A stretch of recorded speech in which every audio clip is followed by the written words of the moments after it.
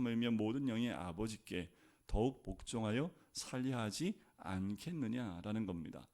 우리가 의도적으로 하나님께 불순종하면 하나님 우리를 다루시지요. 그 때문에 우리는 또 두려워하게 되는 겁니다. 그러나 순종의 세상의 동기가 두려움 때문이라고 할 수는 없는 거지요. 예수님은 이제부터 너희를 종이라 하지 않겠다라고 말씀을 했고, 이는 곧 주님과 제자들 간의 관계가 깊어진 것을 의미하는 거지요. 두려움은 순종함으로 누릴 수 있는 진정한 기쁨을 우리에게서 뺏어가는 거지요. 두려워서 순종하는 것은 진정한 관계 가운데 아직 들어가지 못하는 것을 보게 되는 겁니다. 우리는 하나님 자녀이기 때문에 그분에게 더 가까이 나가기를 원합니다. 그러나 두려움은 하나님께 나가는데 큰 장벽을 갖게 한다라는 거지요. 여러분들 이렇게 순종하신 분들 계세요? 하나님이 너무나 두려운 마음 가운데 그 말씀에 순종할 수밖에 없는 그 수준에 있는 분들 계십니까? 또 하나의 수준이 있습니다. 그것은 이기심입니다. 무엇이냐 하면 뭔가 필요 때문에 순종하는 거예요. 베드로가 이렇게 고백했던 거 기억하십니까?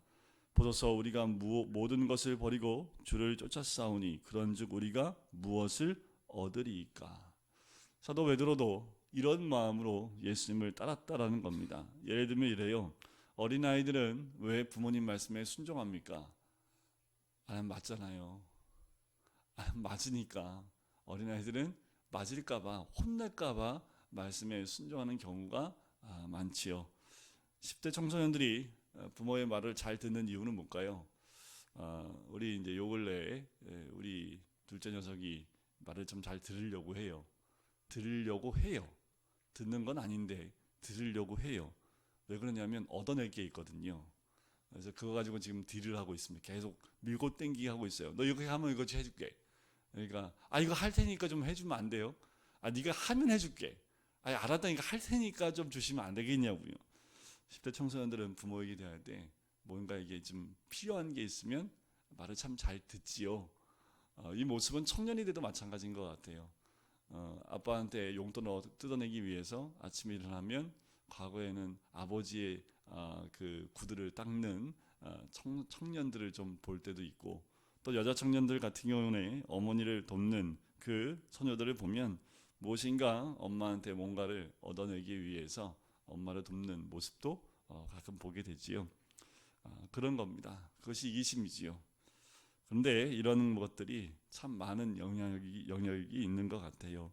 그런데 의외로 많은 그리스도인들이 이런 흥정하는 차원의 수준으로 머물러 있는 경우를 많이 봅니다. 하나님이 무엇을 주시는가를 순종의 척도로 삼는 거지요. 안 주잖아요? 그럼 어떻게 해요? 일단 싸우고 보는 거지요. 청소년들이 준다 놓고 안 주면 막 대들고 부모하고 막 언쟁하는 것처럼 하나님께서 주시겠다 말도 안 했는데 혼자 막 얘기해 놓고 안 주시면 또 떼쓰는 모습이 어쩌면 우리 그리스도인들의 모습 가운데 있지 않습니까? 그럴 때 생각나는 세 사람이 있어요. 느부갓네살 앞에 왕 앞에 있었던 그 세 친구들의 모습, 사드락과 메삭과 아벳느고의 순종, 그들의 모습입니다. 만일 그럴 것이면 왕이여 우리가 섬기는 우리 하나님이 우리를 극렬히 타는 풀무 가운데서 능히 건져내시겠고 왕의 손에서도 건져내시리이다. 그리 아니하실지라도 왕이여 우리가 왕의 신들을 섬기지도 아니하고 왕의 세우신 금신상에게 절하지도 아니할 줄을 아옵소서.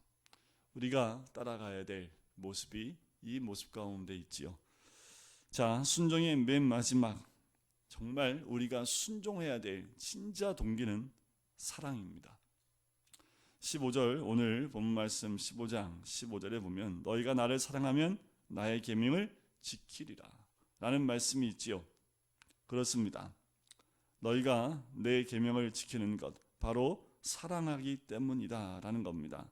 10절 말씀에 나와 있는 것처럼 우리가 하나님을 사랑하면 그의 말씀을 듣는 것과 마찬가지입니다. 왜 사랑이 순종에 대한 세상의 동기가 됩니까? 사랑은 선물보다는 선물을 주는 그 사람에게 더 관심을 갖기 때문에 그렇습니다. 사랑은요, 하나님이 무엇을 주시든 주시지 않든 하나님과의 관계, 개인적인 관계를 만들어 준다라는 거예요. 여러분들 욥 아시지요?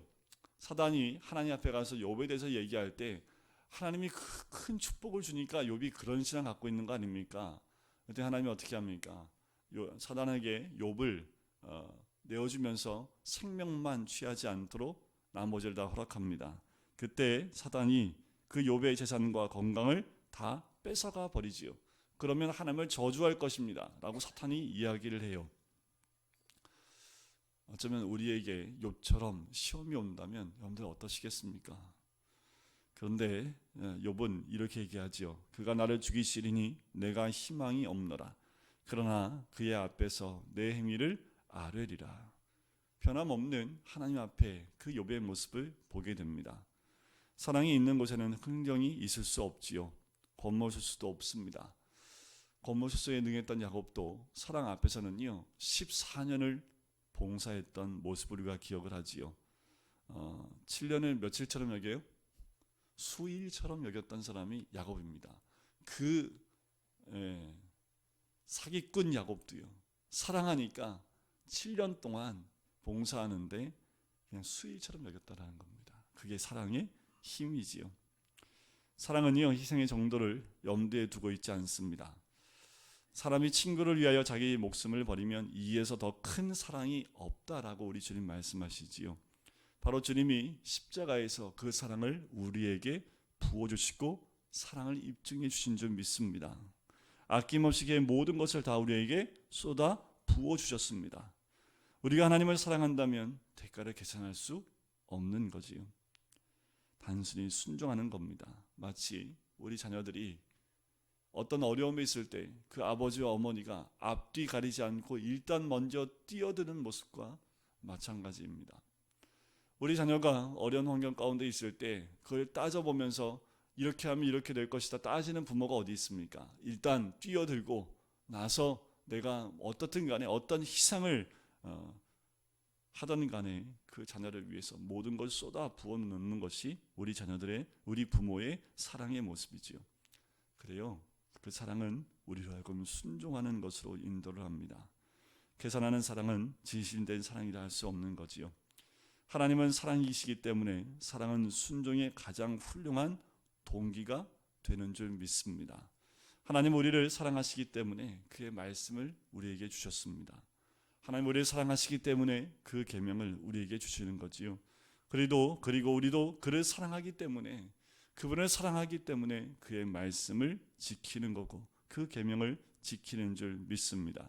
사랑 안에 두려움이 없고 온전한 사랑이 두려움을 내어쫓나니 두려움에는 형별이 있습니다. 순종하면 하나님의 사랑을 경험하게 되는 줄 믿습니다. 하나님은 사랑이시라. 사랑 안에 거하는 자는 하나님 안에 거하고 하나님도 그 안에 거하시느니라. 나의 계명을 가지고 지키는 자라야 나를 사랑하는 자니 나를 사랑하는 자는 내 아버지께 사랑을 받을 것이요 나도 그를 사랑하여 그에게 나를 나타내리라. 로마서 말씀에 보면 사랑은 율법의 완성이다.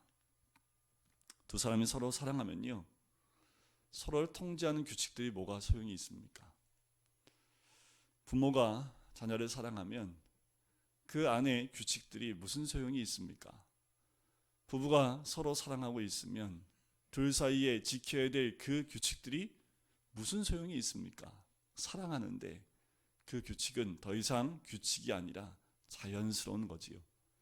부모가 자식에게 무엇인가 규칙을 세울 때에 어떤 자녀가 그 규칙을 지켜 행할 때에 사랑한다면 그것은 더 이상 규칙이 아니지요. 하나님은 마음에서 우러나오는 순종을 우리에게 원하시고 계십니다. 그 말씀이요 신명기 말씀에 흐르는 진리와 같습니다. 모세가 신명기를 때 신명기를 받는 사람들이 다음 세대였습니다. 출애굽 1세대가 아니라 출애굽 2세대들에게 율법을 강조하기 위해서 쓴 책이 신명기입니다. 그래서 신명기 단어를 보면 두 번째 율법이라는 의미를 가지고 있는 것이 신명기입니다.